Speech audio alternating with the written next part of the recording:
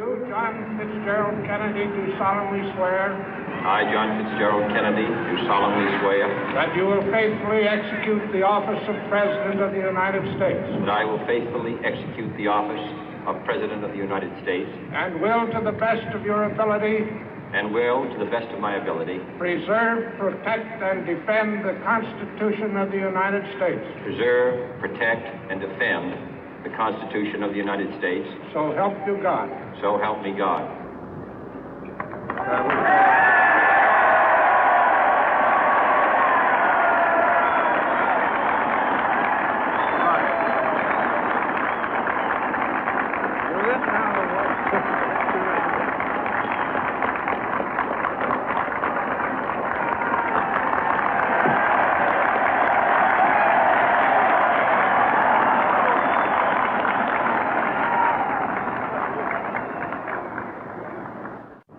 Vice President Johnson, Mr. Speaker, Mr. Chief Justice, President Eisenhower, Vice President Nixon, President Truman, Reverend clergy, fellow citizens.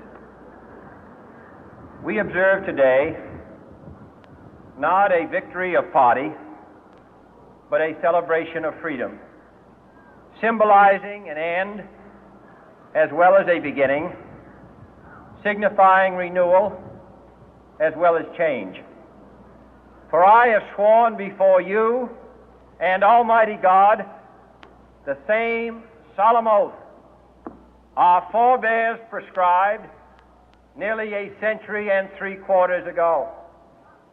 The world is very different now, for man holds in his mortal hands the power to abolish all forms of human poverty and all forms of human life.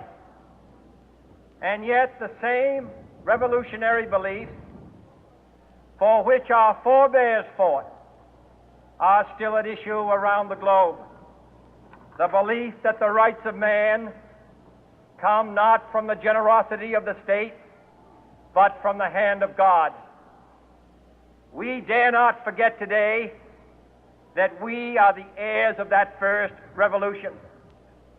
Let the word go forth from this time and place to friend and foe alike that the torch has been passed to a new generation of Americans born in this century, tempered by war, disciplined by a hard and bitter peace, proud of our ancient heritage, and unwilling to witness or permit the slow undoing of those human rights to which this nation has always been committed and to which we are committed today at home and around the world.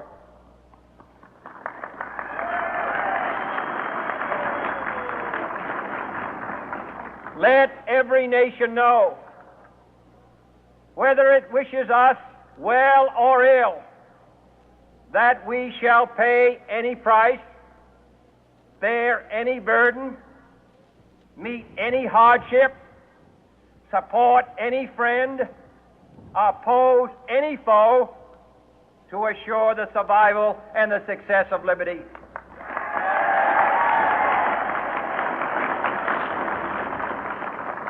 This much we pledge and more. To those old allies whose cultural and spiritual origins we share, we pledge the loyalty of faithful friends. United, there is little we cannot do in a host of cooperative ventures. Divided, there is little we can do, for we dare not meet a powerful challenge at odds and split asunder. To those new states whom we welcome to the ranks of the free, we pledge our word that one form of colonial control shall not have passed away merely to be replaced by a far more iron tyranny. We shall not always expect to find them supporting our view, but we shall always hope to find them strongly supporting their own freedom, and to remember that in the past, those who foolishly sought power by riding the back of the tiger ended up inside.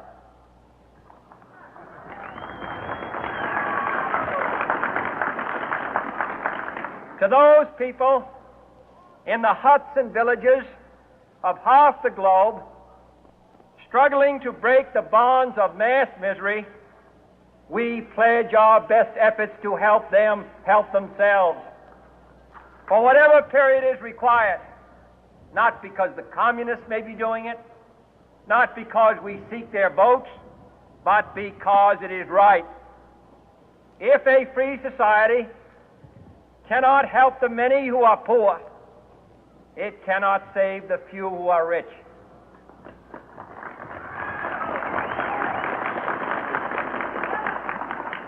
To our sister republics south of our border, we offer a special pledge to convert our good words into good deeds, in a new alliance for progress, to assist free men and free governments in casting off the chains of poverty. But this peaceful revolution of hope cannot become the prey of hostile powers. Let all our neighbors know that we shall join with them to oppose aggression or subversion anywhere in the Americas. And let every other power know that this hemisphere intends to remain the master of its own house.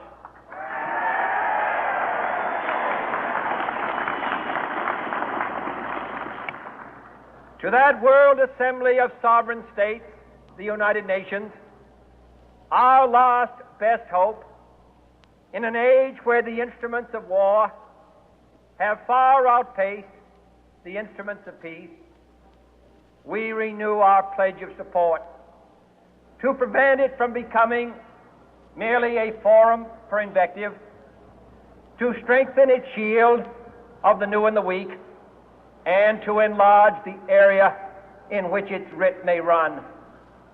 Finally, to those nations who would make themselves our adversary, we offer not a pledge, but a request that both sides begin anew the quest for peace.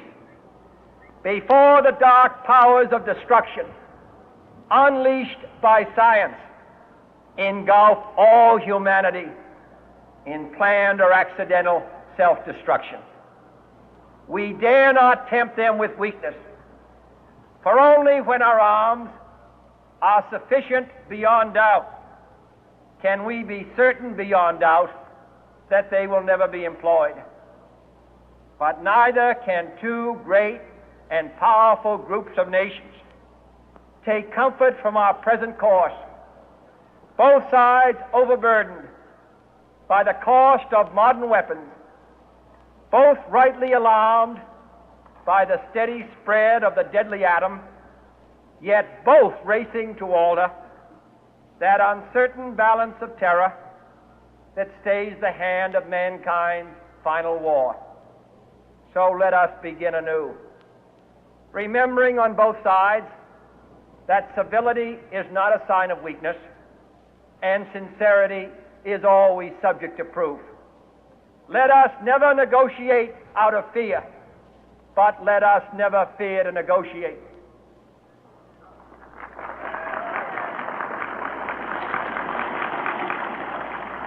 Let both sides explore what problems unite us, instead of belaboring those problems which divide us. Let both sides, for the first time, formulate serious and precise proposals for the inspection and control of arms, and bring the absolute power to destroy other nations under the absolute control of all nations.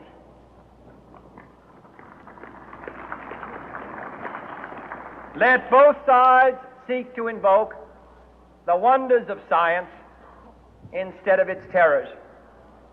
Together, let us explore the stars, conquer the deserts, eradicate disease, tap the ocean depth, and encourage the arts and commerce. Let both sides unite to heed in all corners of the earth the command of Isaiah to undo the heavy burden and let the oppressed go free. And if a beachhead of cooperation may push back the jungle of suspicion, let both sides join in creating a new endeavor, not a new balance of power, but a new world of law, where the strong are just, and the weak secure, and the peace preserved.